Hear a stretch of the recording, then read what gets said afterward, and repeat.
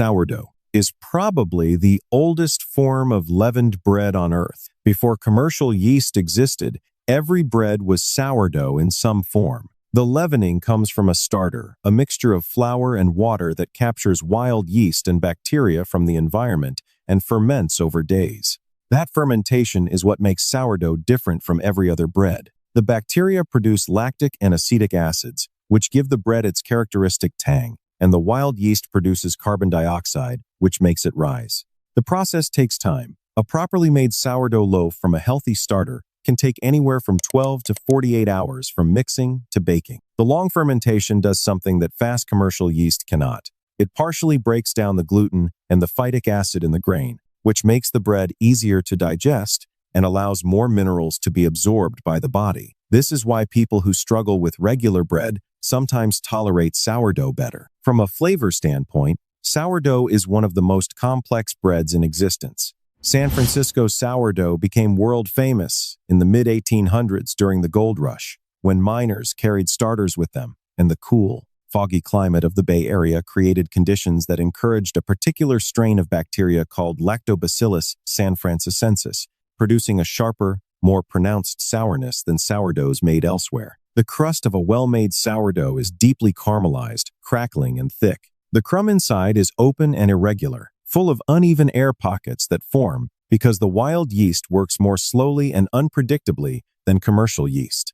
Getting that open crumb requires good technique, proper hydration, folding, shaping, and steam in the oven during baking. Baking it inside a Dutch oven traps steam and replicates the environment of a professional deck oven, which is why home bakers started doing it. Baguette is the most recognizable bread in the world and one of the most technically demanding to make well. It is a French bread, but not an ancient one. The long, thin shape only became standard in the 20th century. One theory is that a law passed in 1920 prevented bakers from working before 4 a.m., making it impossible to produce round loaves in time for breakfast.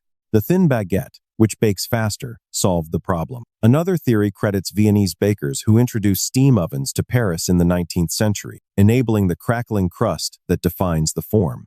A real baguette de tradition française, the protected artisan version, is made with only flour, water, salt, and yeast. No additives, no improvers, no shortcuts.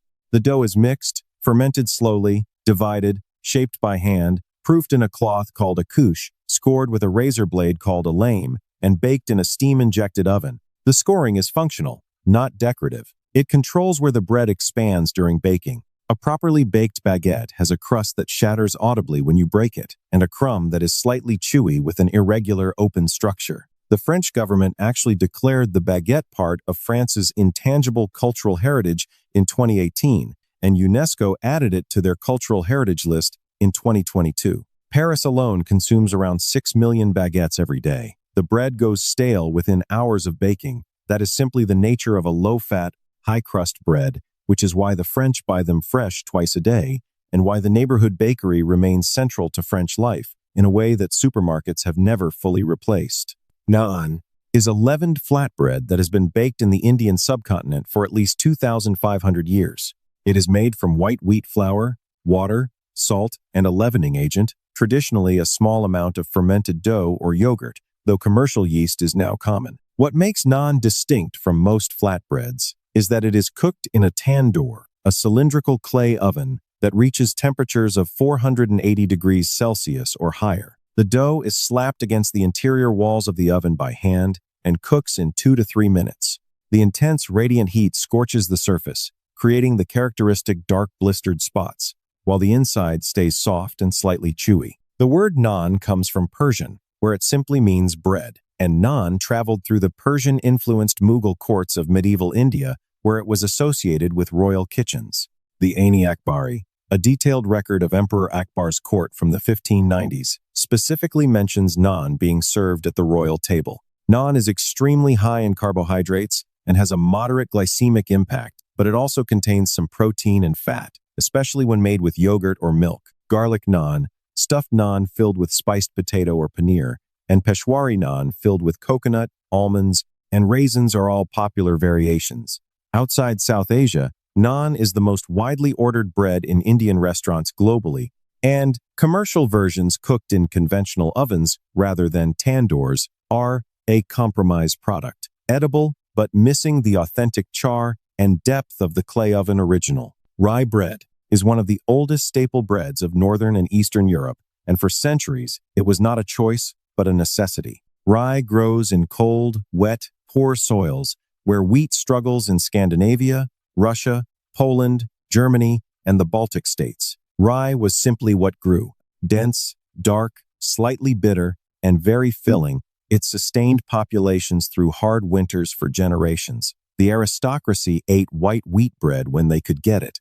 Rye was the bread of peasants and soldiers. The grain itself is different from wheat in a fundamental way. Rye has very little gluten-forming protein, which means rye dough does not develop the elastic structure that traps gas and makes wheat bread light. Instead, rye bread relies on starches and a compound called pentosans, which absorb water and form a gel-like network. The result is a dense, moist crumb that can feel almost gummy if undercooked. German rye breads like pumpernickel, the darkest and densest of all, are baked for up to 24 hours at low temperatures in covered loaf pans. That extended baking causes a slow caramelization of the natural sugars in the rye, developing flavors of dark chocolate, coffee, and molasses without any of those ingredients being added. Pumpernickel can have a shelf life of several weeks because its moisture and acidity prevent mold. From a nutritional standpoint, rye bread is genuinely impressive. It is high in fiber, has a lower glycemic impact than white bread, and contains more of the grain's original bran and germ. Research has consistently shown that rye keeps you fuller for longer and causes a smaller blood sugar spike compared to wheat bread, making it a frequent recommendation for people managing blood sugar or trying to reduce overall food intake. Brioche sits at the extreme opposite end of the bread spectrum from rye. Where rye is dense, austere, and functional, brioche is rich, soft, golden, and deeply indulgent. It is made with wheat flour, eggs, butter, sugar, milk, and yeast. So much butter that it legally sits at the boundary between bread and pastry. The butter content in a classic brioche can reach 50 to 70% of the flour weight, which means for every 100 grams of flour, you might add 70 grams of pure butter. That fat changes everything about how the bread behaves. It coats the gluten strands and creates a uniquely tender, almost feathery crumb that pulls apart in soft, pillowy threads. The eggs add richness, and color. Brioche has that deep golden interior and a darkly glazed crust from the egg wash applied before baking. The flavor is buttery, slightly sweet, and almost custardy. Brioche has been part of French baking for centuries. The most famous, probably apocryphal story involves Marie Antoinette reportedly saying, "Let them eat cake," the French word used, brioche, suggests she was referring to this enriched bread rather than cake in the modern sense. Whether the story is true or not, it captures how brioche was understood as a luxury product entirely outside the reach of ordinary people. Today, brioche is used as burger buns in upscale restaurants because its richness holds up to heavy fillings without falling apart. It is the base for French toast because it absorbs custard beautifully. It is used for pain perdu, the French version of using stale brioche soaked in egg and milk, and it is eaten on its own, slightly warm, with salted butter, in a combination that is hard to improve on. Pita is one of the oldest breads in human history, and its distinctive pocket is the result of a simple piece of physics. When a thin round of leavened dough hits a very hot surface, a traditional clay oven floor or a screaming hot griddle, the water inside vaporizes rapidly and the steam inflates the two layers of the bread apart, creating a hollow pocket in the center. The dough sets around that pocket and holds its shape as it cools. If the oven is not hot enough or the dough is too thick, the pocket does not form and you get a flat, dense round instead. Pita has been baked across the Middle East and Mediterranean for at least 4,000 years.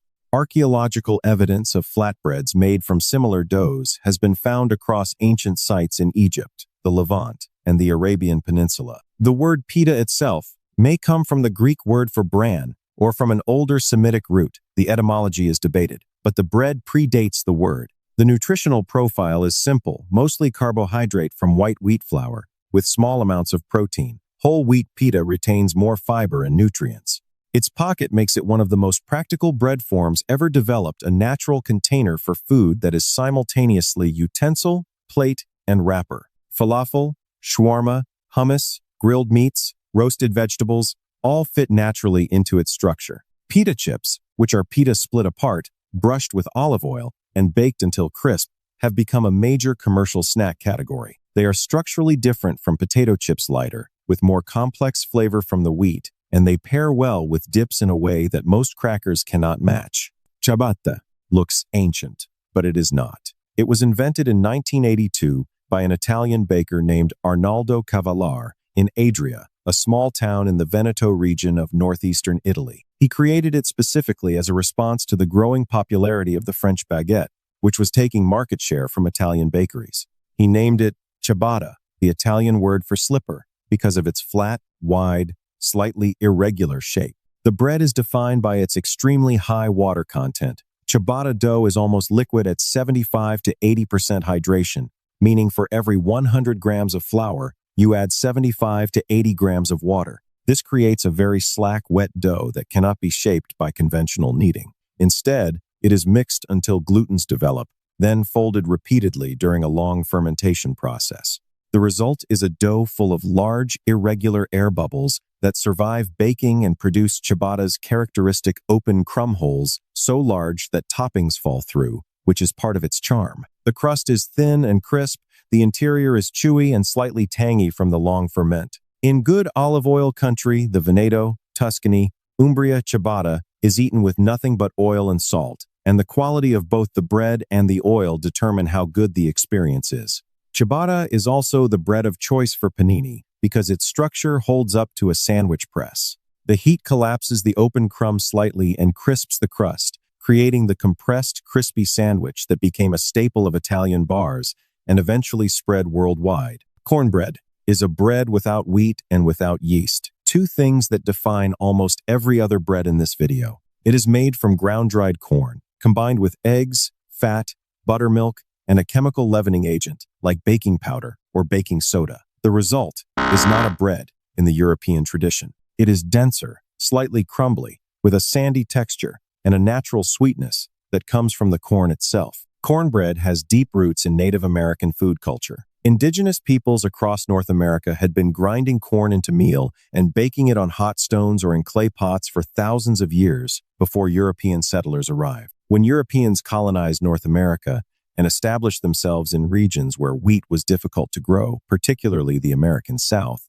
they adopted corn-based breads as a survival food. Over generations, those foods became cultural traditions, inseparable from Southern identity. The great fault line in American cornbread is the sugar debate. Northern cornbread is sweet. Southern cornbread is not, and many Southerners feel strongly that adding sugar to cornbread is either a sin or proof of Northern ignorance. The traditional Southern version is savory, often cooked in a cast-iron skillet greased with bacon fat or lard, which gives it a dark, crisp bottom crust, unlike anything a baking dish can produce. Skillet cornbread cooked this way, where the fat in the pan is smoking hot before the batter goes in, develops a crust in the first few minutes of baking that seals the bottom and creates a contrast between the crunchy exterior and the soft, steaming interior. It is one of the more satisfying textures in bread. Injera is the national bread of Ethiopia and Eritrea, and it is one of the most unusual breads in the world. It is made from teff, a tiny grain native to the Horn of Africa that has been cultivated there for at least 5,000 years.